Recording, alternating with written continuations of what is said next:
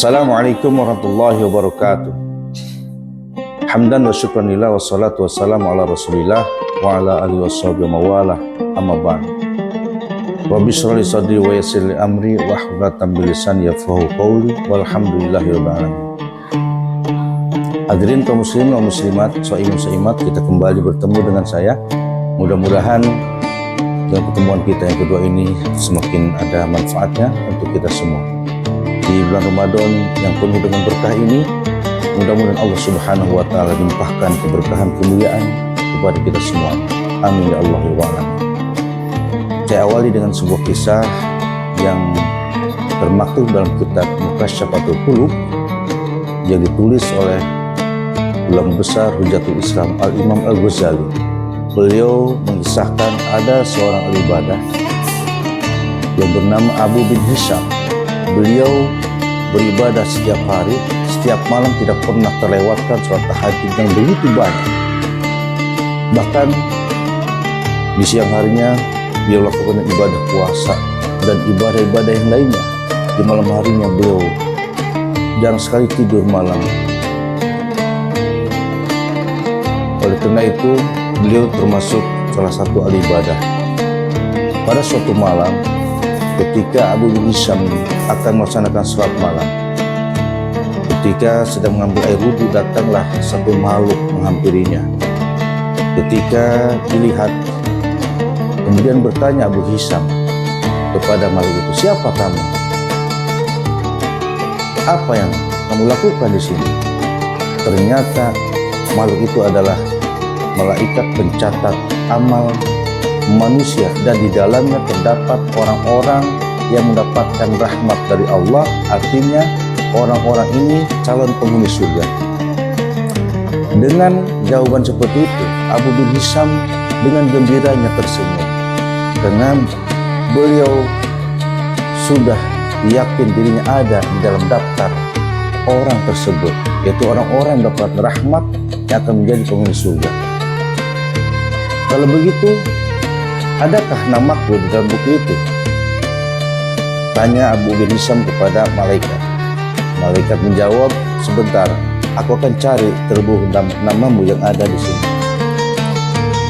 Ketika dicari buku itu oleh malaikat, satu kali dari awal sampai akhir tidak terdapat nama beliau, tidak terdapat nama Abu bin Hisham yang ahli ibadah. "Wahai Tuhan, namamu tidak ada." Abu bin Hisham sampai kaget, terkejut. "Kenapa namaku tidak ada?" Beliau bertanya, "Kenapa namaku tidak ada di dalam daftar buku itu?"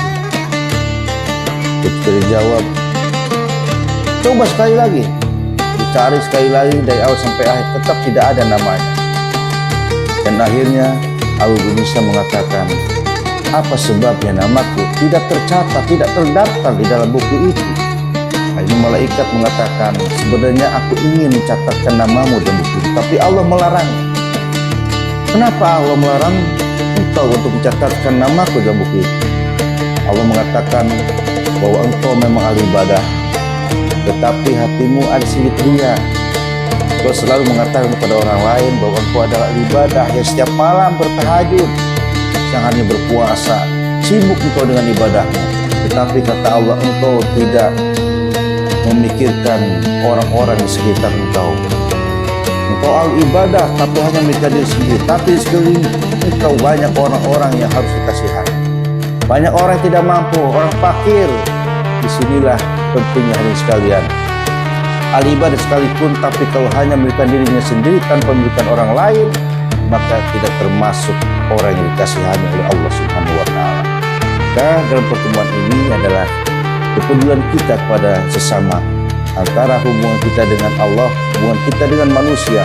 Hubungan kita kepada Allah baik, hablum minallah, hubungan vertikalnya baik, tapi kalau hubungan kita dengan sama manusia, hubungan horizontalnya hablum minannas tidak baik, maka kita tidak termasuk orang-orang yang mendapatkan rahmat dari Allah Subhanahu wa Ta'ala. Bulan Ramadan ini adalah bulan di mana kita diwajibkan berpuasa. Inilah hubungan kita dengan Allah. Tetapi di samping itu ada hubungan kita, ada ibadah-ibadah yang berkaitan dengan sosialitas. Itu hubungan kita dengan sama, itu prioritas zakat. Oleh karena itu, seorang ketika mampu melaksanakan ibadah puasa tapi belum mampu mengeluarkan zakat, maka dia tidak dikatakan orang-orang yang bertakwa, orang-orang yang Islamnya sempurna. Maka bulan Ramadan ini, selain kita diperintahkan berpuasa, kita pun diperintahkan untuk menunaikan zakat, baik zakat fitrah ataupun zakat mal.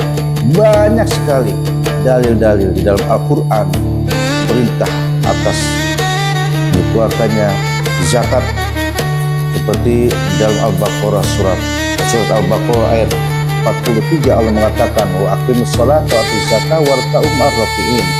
Jadikanlah salat dan keluarkanlah zakat dan rukulah bersama orang-orang ruku. Dan banyak lagi di ayat yang lain ketika Allah perintahkan salat selalu diiringi dengan perintah zakat. Artinya ibadah kita, hubungan kita dengan Allah baik, kita salat, tapi kita pun harus perbaiki hubungan kita dengan manusia yang lain, itu mengeluarkan zakat atau kita bisa membayar zakat. Nah, bulan Ramadan ini ibadah puasa adalah ibadah antara kita dengan Allah, habibullah. Kemudian di situ kita di samping kita diperintahkan untuk berpuasa, kita pun diperintahkan untuk membayar zakat. Ini ada kaitannya dengan sesama manusia, hubungan kita dengan manusia. Maka jangan lupa, walaupun kita sempurna melaksanakan ibadah puasa, tapi kalau belum bayar zakat, maka belum sempurna keselamatan kita kepada Allah Subhanahu wa Ta'ala. Zakat satu perintah dari Allah, ternyata inilah tanda kepedulian kita kepada sesama. Mudah-mudahan dengan membayar zakat, dengan kita mengeluarkan zakat, baik zakat fitrah atau zakat mal, mampu menumbuhkan rasa kepedulian kita kepada orang lain. Jangan sampai kita sempurna ibadah kita kepada Allah, tapi orang-orang sekeliling kita banyak yang masih susah, banyak yang kelaparan, maka keimanan kita, Islam kita dipertanyakan oleh Allah Subhanahu wa Ta'ala. Mudah-mudahan dengan adanya perintah zakat fitrah di bulan Ramadan ini ataupun ibadah sunnah yang lainnya, sedekah, infak dan yang lainnya, mampu membangun kepedulian kita kepada orang lain sehingga kita termasuk orang-orang yang mendapatkan rahmat dari Allah. Mudah-mudahan kita pun termasuk orang-orang yang terdaftar, tercatat dalam buku amal orang-orang yang mendapatkan rahmat dan calon penghuni surga seperti dalam kisah Abu bin Syam tadi. Sekian, mudah-mudahan ada manfaatnya. Duri yang biar asih ikan di perapatan. Cukup sekian dan terima kasih. Kita lanjutkan di lain kesempatan. Assalamualaikum warahmatullahi wabarakatuh.